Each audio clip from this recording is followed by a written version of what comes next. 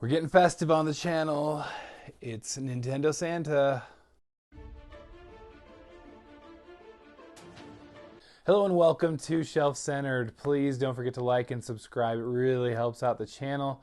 I wanted to get into, I know it is the holiday season, and happy holidays for those who celebrate the many holidays this time of year.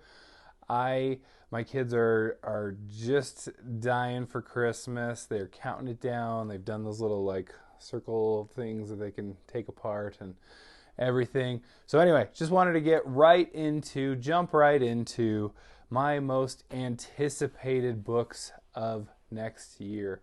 This is not to be construed with my TBR for next year, the books that I want to read, which I've been slowly kind of collecting and gathering for another video.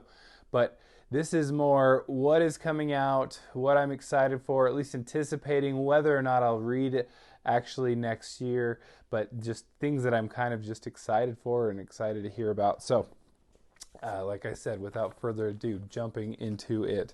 In February, right off the bat, I guess I don't have many January ones that I'm interested in, but in February, we've got a number that I am really looking forward to. So Daniel Abraham, I read he's got a book out. It's Age of Ash, the number one in the Kthamar, that might be it, series. I read the Long Price Quartet ages ago, and it's excellent. I've read multiple books in the Expanse universe, which he co-writes with Ty Frank under James S.A. Corey. I've even read his MLN Hanover, at least a couple of those books, his urban fantasy series. I forget what it is. Anyway, I'm familiar with some Daniel Abraham. I do need to still read his Dagger and the Coin series, but this is another one I'm definitely looking forward to. And I think that shows you the kind of where I'm going with this is things I'm excited. It's pretty much automatic authors and more that I'm just excited for. All right, this is one that's been making the rounds a little bit, also in February. It's The Justice of Kings by Richard Swan. It's Empire of the Wolf #1. This has been getting some good reviews, so it's definitely on my radar, like really good reviews, and definitely has me wanting a copy. Orson Scott Card has a new one out, Walkers. It's the first in the Sidestep trilogy. You have me curious because at least it's not this like beating a dead horse that is Ender's Game. I just feel like, and maybe they're good. I just haven't read more than the main series and some of Ender's Shadow, which have been really good series, but I haven't read any of the Formic War and all that, so we'll see. Michelle Segarra has another book coming out. She, as I've talked about before, is one of these authors that I continually pay attention to and watch, and yet have yet to actually read a book, but I will someday, and I think it might be maybe this next year.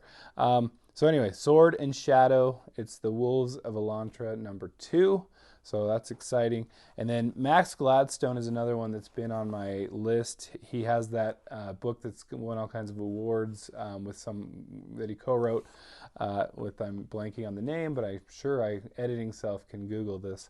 But he's got The Last Exit, and the book that I'm thinking of though is This Is How You Lose the Time War. He's also got another series that I've been interested in for a while now. His main series, The Craft Sequence, I believe it is. So those are, anyway, he's made enough of a name that I'm definitely following what's going on. March is got a new one from V.E. Schwab. She seems to be killing it lately. This one's called Gallant. I actually haven't really looked into it, but I know I've loved her, the London series, the Grey London series or whatever. I don't, man, when you get on the spot here, you suddenly blank on everything. But she's one I'm always going to be watching because she's excellent. I still have The Invisible Life of Addie LaRue on my list, so we'll get there someday, but that's definitely on there. We've got #4 in the Sun Eater series by Christopher Rocchio, Kingdoms of Death in March. that's one I'm definitely paying attention to now that I'm just about finishing up Empire of Silence, which is the first one in that series. So you better believe that I am looking forward to some Kingdoms of Death, because I think I mentioned this before. Might be, at least it's definitely in my top 10. Just depends. Is it number one or number two? I think is really my question. I'm really enjoying it. Then we've got in March Kaiju Preservation Society by John Scalzi. He's one that I've always just paid attention to. Read Old Man's War. I've read a number of his standalones. The Android Stream. Red Shirts, which it was fine, but it wasn't like anything crazy. So I've been up and down, but I have his new series even, mostly. I have at least a couple of those, The Collapsing Empire and that. But anyway, Kaiju Preservation Society definitely has me intrigued. I'll be honest, I love those, the Pacific Rim movies. They're great. Just big things bashing each other is always good in my book. Also in March, we've got the James S.A. Corey, speaking of whom I already addressed earlier, but Memories Legion's coming out, which is the Expanse short story collection. It says complete short stories, so I'm hoping that means all of the ones that they've released. You've got, The Butcher of Anderson Station. Anyway, they just have a ton of short stories. I actually already own a bunch on Kindle, but that'll be interesting to take a look at. April has us with Mark Lawrence, The Girl and the Moon, Book of the Ice #3. He is trucking along. I really enjoyed his Broken Empire series. I read one or two in his series that came after that. What was it, like the Red Queen's War, I want to say. But have just fallen behind. He's one of those that he pumps these out, and I hear they're excellent. But I have Red Sister. I pretty much buy all of his books and then sit on them for a while. So, but we're trying to get those in there. Hunger of the Gods by John Gwynne is also scheduled for April of next year. That's one. I mean, you look at the cover art, and I mean, what are you supposed to do? Not read it? I really want to read some John Gwynne, but I'm way far behind. And that's one of those series where I looked at it and was kind of, when it came out, and this was ages ago when it came out, I was blogging, I think, but I remember just kind of being like, I can't fit one more thing in, so that's going to fall off my list. And boy, do I regret that, because everybody seems to be talking about it lately, and I really, really want to read some John Gwynne, and especially this series really seems to be taking off.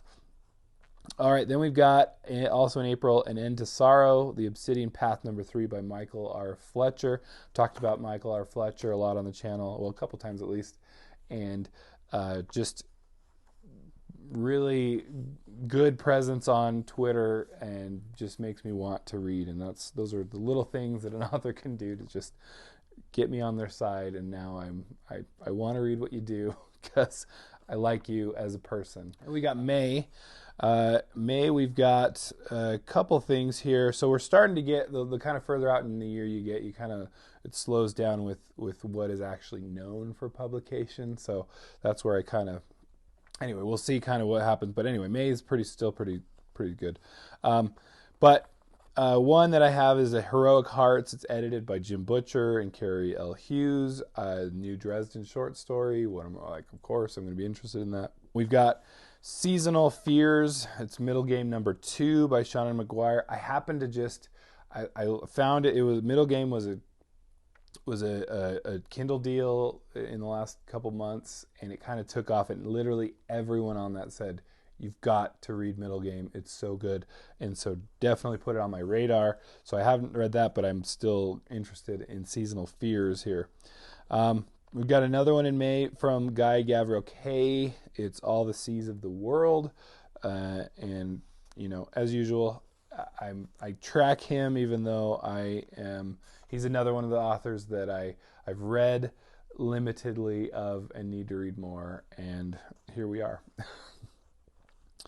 All right, then we've got. I'd never heard of this until I just kind of started looking into this. But Stephen King and Richard Chismar, and I don't know if I'm pronouncing that right, have a series going on. But the final, well, I don't know if this is even the final. But at number 3 of Gwendy's Button Box, it's Gwendy's Final Task, so it sounds like pretty final.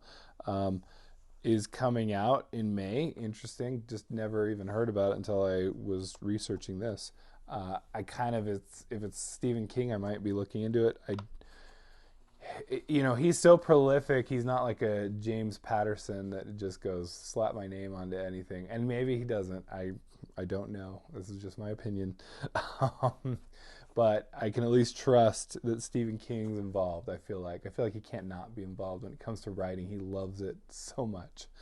All right, then we got The Origin of Storms, Lotus Kingdoms number 3 by Elizabeth Bear. She's one that's been, I don't know why. Again, another one that I follow. I have multiple books by and still haven't done the actual step to read her books. But those are ones she gets really good reviews and I need to read more. In June we've got Brian McClellan, In the Shadow of Lightning, Glass Immortals number 1. He's starting a new series. So he's one I loved his Powder Mage books, and I keep buying everything that he ever. What's that? I guess I got to stop rereading because this year has been like the year of rereading, and this is why I don't read the new stuff when I'm sitting there rereading everything. So then we've got Robert Jackson Bennett. He's one of my favorite authors, and again another that I'm either putting off because I'm worried about finishing all their stuff and not having more to look forward to. But I read a number of books by Robert Jackson Bennett and really enjoyed them. But Lachlan's number 3 in the Foundry Side trilogy. I don't even know if that's the right name of the trilogy. That's just the name of the first book, at least. Then we've also in June got The Martyr, Anthony Ryan, Covenant of Steel number 2. I have The Pariah. That's one of those that I will be reading in the next couple months. And then finally in June, Speaking Bones. It's Dandelion Dynasty number 4 by Ken Liu. And it's been on my radar that it just looks like an epic good series that lots of people are talking about. All right, July we're looking at Becky Chambers, A Prayer for the Crown Shy. Maybe I might have written that down wrong. Monk and Robot number 2.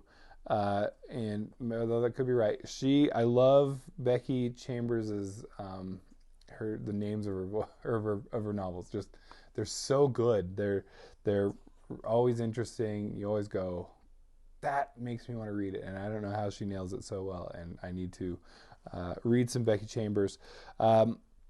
Blake Crouch, Upgrade is coming out in July, and he's just been a solid. Every year or two comes with what do we have?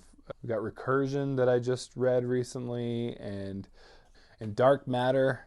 So Blake Crouch is definitely, especially he makes it so easy to read these because they're just the standalone that you can fit in the middle of a series, and it's just a good little palate cleanser, and then you can run and jump onto the next one.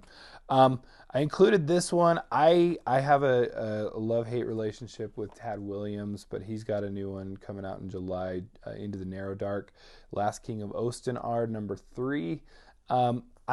He's one where I still need to read Memory, Sorrow, and Thorn. That's been on my list for ages. I own it, but I did not love Otherland, and I read 2 full books of Otherland. And while I enjoyed them, it was just so much to get to the things that were happening. And I'm one that I can take a big epic. I've read the epics. I made it through the slog in Wheel of Time. I've read all of Malazan, and it does have some its slower parts. But it was too much for me. And then to wrap up July, we've got Master of Furies, Firemane Saga number 3 by Raymond E. Feist. And that's one I kind of follow because I read the first Rift Wars saga. But I think I always like, okay, this is a good stopping point, move on to something, and then don't get back to it. And that's been, I guess, the story of my reading career. August, we've got Daphne by Josh Malerman. That's the author of Bird Box, and we all know that. Just interested. I know I still need to read, I think it was Mallory. And then also in August, we've got Chuck Wendig's next, Wayward Wanderers #2. Looks interesting. R.A. Salvatore has Glacier's Edge, Way of the Drow #2. And so always keeping him on my list. And again, far behind as usual. Can't keep up.